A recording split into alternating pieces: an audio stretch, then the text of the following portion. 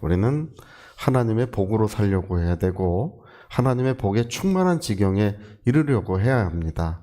인간은 처음부터 하나님의 복으로 살도록 그렇게 지어졌고 하나님의 복으로 살도록 처음부터 그렇게 만들어졌습니다. 그렇게 하나님이 우리를 불러주셨습니다. 그래서 성경은 우리 창세기 1장 27절의 말씀이죠. 26장 27절부터 써있지만 5가지 복을 하나님 주셨죠.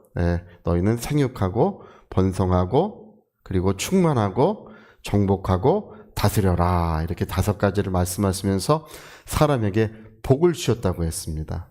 그러니까 우리는 처음부터 하나님의 복을 받아서 시작했어요.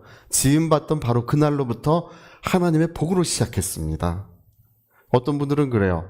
나는 하나님의 복이 그렇게 중요하지 않다. 또 나는 그렇게 하나님의 복이 필요하지 않다. 이렇게 말하는 것을 제가 직접 들었습니다. 들었는데 그런 말을 들으면 참으로 두렵기도 하고 참으로 안타깝기도 하고 그렇습니다. 우리는 하나님의 복으로 시작했고 또 에덴 동산을 하나님이 지으셔서 얼마나 아름답고 얼마나 풍요롭고 얼마나 좋은 것입니까? 그 모든 것들을 하나님이 그 아담에게 복으로 주셨습니다. 그러니까 여러분, 우리가 뭐 하나님 앞에 어떤 대가를 지불한 게 있습니까? 하나님께 거기에 합당한 무엇인가를 우리가 그 하나님께 무엇을 드려서 그래서 얻은 것입니까? 아닙니다. 하나님은 복의 근원이시고 그 하나님을 사랑하고 가까이 하는 자에게 하나님은 충만한 복을 주시는데 거저 주시는 은혜예요.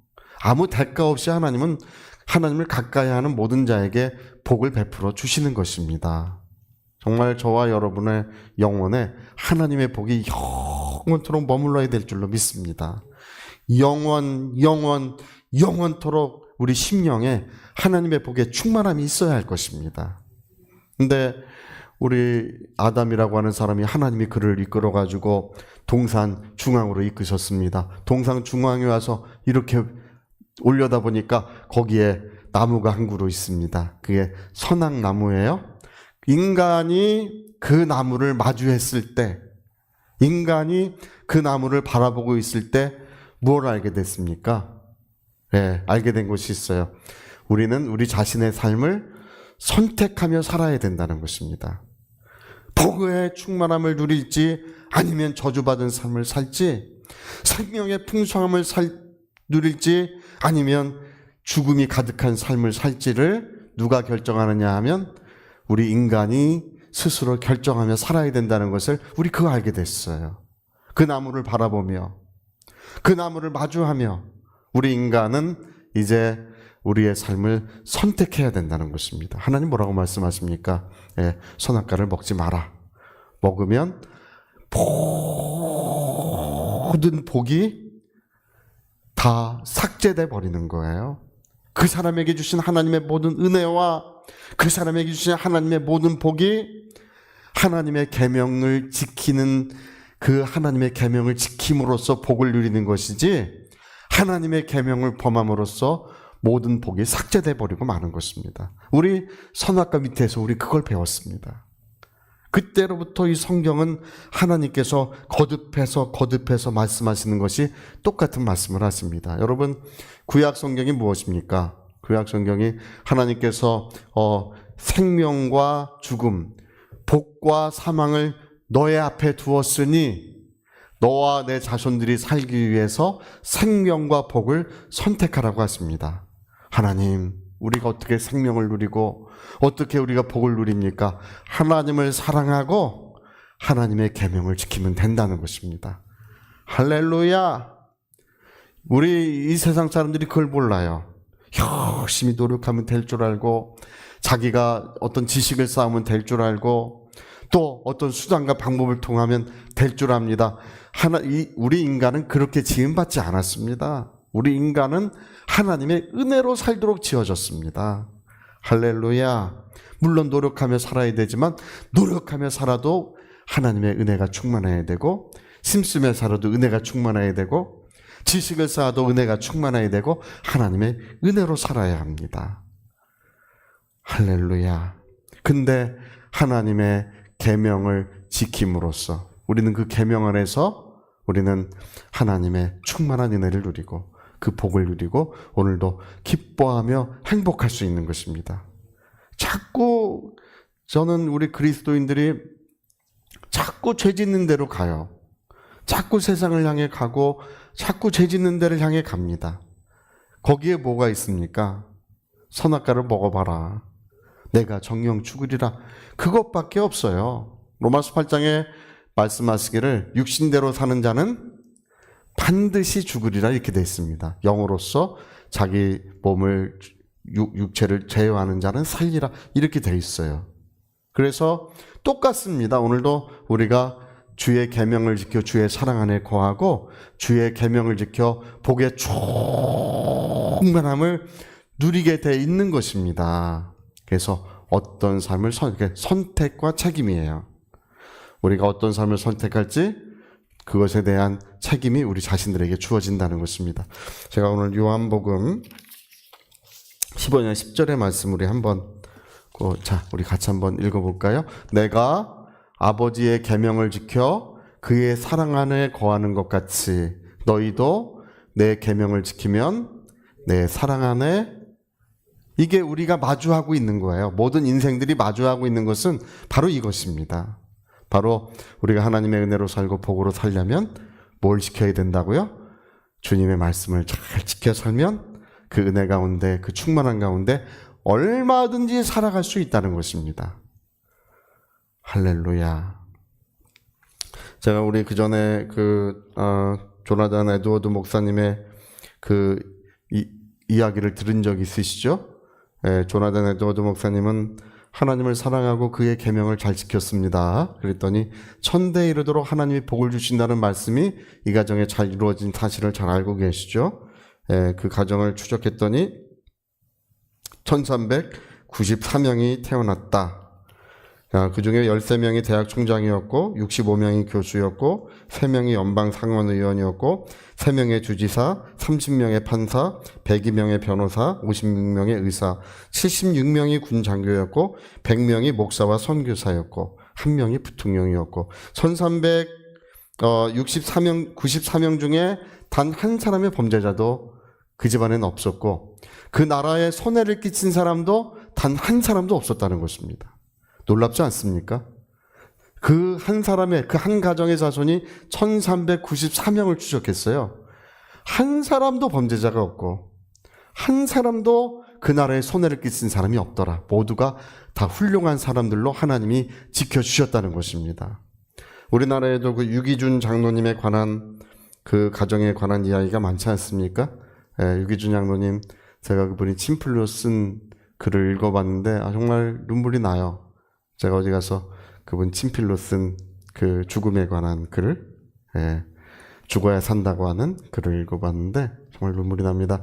그 주기철 목사님 그 시대에 같이 순교하신 분이시죠? 그 젊어 순교하셨어요. 근데 그분이 106명의 자녀가 있습니다. 그 6남 2녀가 있었는데 그 6남 2녀는 6명이 의사고 2명이 대학 총장이 되셨고 그 106명의 자녀들도 하나님이 다 은혜를 주셨고 다 보호해 주셨고 큰 사랑을 베풀어 주신 이야기가 우리나라에도 있습니다. 할렐루야. 어떻다고요? 왜 그런다고요? 하나님을 사랑하고 그 계명을 지키는 자에게 천대에 이르도록 은혜를 베풀리라고 하시는 그 말씀이 지켜지고 있다는 것입니다. 그 말씀이 지켜지고 있는 것입니다. 오늘 여러분 우리가 시편을 읽었습니다. 이 시편은 우리 잠깐만요. 한 번만 봅시다. 7절 보세요. 7절. 92편 7절. 악인들은 풀같이 막 자라난다는 거예요. 잘 되는 것 같이 보인다는 거예요. 악을 행하는 자들은 다 흥왕할지라도 어떻게 된다고요? 영원히 멸망하리로다. 이게 여기 악인이라고 하는 것은 뭐 나쁜 일을 행하는 자 이런 것보다도 글을 읽어보면 하나님의 뜻을 벗어나서 사는 사람들을 말하는 것입니다. 하나님의 뜻을 저버리고 사는 사람들, 하나님을 거역하며 사는 사람들, 그들을 이야기하고 있습니다. 그래서 악인들은 이렇게 시작하고 얘기하는 것 10절부터고요. 12절부터는 의인은 이렇게 시작해요. 12절 한번 읽어봅시다. 12절. 의인은 종려나무같이 번성하며 레바논의 백향목같이 성장하리로다. 이는 여호와의 집에 심겼으며 우리 하나님의 뜰 안에서 번성하고 있는 것이다. 이렇게 말하고 있습니다. 그래서 여러분, 우리가 기억할 것이 있습니다. 우리가 세상에 마음 두지 않고 우리 하나님을 사랑하고 그 하신 말씀을 참으로 사랑하고 존중하는 자에게 복의 충만함이 이루어진다는 것입니다. 여러분, 우리가 이 땅에 사는 동안에 나와 나의 사랑하는 자손들에게 하나님의 복의 충만함이 머무시기를 예수 이름으로 축복합니다. 제가 보는 사람 중에 제일 나쁜 사람 중에 한 사람이 히스기야 왕이 훌륭한 왕이었어요. 히스기야 왕이 훌륭한 왕이었는데 제가 히스기야 왕을 그렇게 좋아하지 않는 이유가 있어요. 그는 평생 하나님의 뜻을 잘 따랐는데 어느 날 저 바벨론 쪽에서 사람이 오니까 왕궁 곳간을 열어가지고 그걸 다 자랑합니다. 거기 황금이 얼마나 쌓여 있는지, 자기 얻은 보화가 얼마나 많은지, 그 자기가 가진 뭐 그런 좋은 것들, 희귀한 것들을 다 보여 자랑합니다. 그러니까 바벨론 사신이 와가지고, 이야, 굉장하구나. 여러분 어떻게 되겠습니까? 바벨론 사람이 와서 보고는 어떻게 전쟁에서 뺏어가야지. 이렇게 생각했다는 거예요. 그 하나님께서 그 바벨론 사신 돌아간 다음에 왕을 책망합니다. 어찌하여 너는 그렇게 어리석은 일을 하고 어찌하여 그런 일을 했느냐. 그 나라가 와서 이 모든 것을 다 빼앗아가게 되리라. 근데 너의 시대에는 이루어지지 않고 내 자손 시대에 이루어지리라고 하니까 히스기야 왕이 하나님 그러면 됐습니다. 내 자손 시대에 뭐 괜찮습니다. 내 시대에만 복을 누리면 됩니다. 이런 태도를 취했어요. 그래서 그 이후에 그런 일이 실제로 일어납니다. 저는 그걸 보고요, 참 히스기야 왕이 하지 못할 일을 했구나. 울고 회개하고 은혜를 구하고 어떻게 하든 차라리 나에게 그 일이 일어나도 자손들의 세대에는 하나님의 복이 있고 하나님의 은혜가 있고 하나님의 충만함이 있도록 그렇게 했어야 합니다.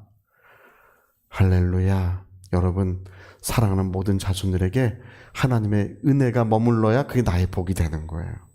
사랑하는 자손들에게 하나님의 생명의 풍성함이 있어야 나에게 하나님의 은총이 되는 것입니다. 우리 꼭 그렇게 믿으시고 나와 내 자손들에게 영원히 하나님의 복이 머무시는, 은혜가 머무시는 가정이 되시기를 예수님의 이름으로 축복합니다. 자, 우리 같이 한번 기도하시겠습니다. 우리 한번 기도하실 때 우리는 우리의 삶이라고 하는 것은 선택하며 사는 것입니다. 우리는 선악과 나무 아래에서 우리의 삶을 선택하라고 하시는 하나님의 음성을 들었습니다. 너가 생명의 풍성함을 삶을 살지, 하나님의 복에 충만한 지경에서 살지, 그것을 너 스스로 선택하라고 하시는 하나님의 음성을 들었습니다. 여전히 하나님은 오늘 우리에게도 말씀하고 계십니다. 너의 삶을 선택하고 자손들의 삶을 선택하라고 말씀하고 계십니다. 하나님, 주의 말씀을 지키며 살게 도와주시옵소서. 우리 위하여 통성으로 기도하시겠습니다.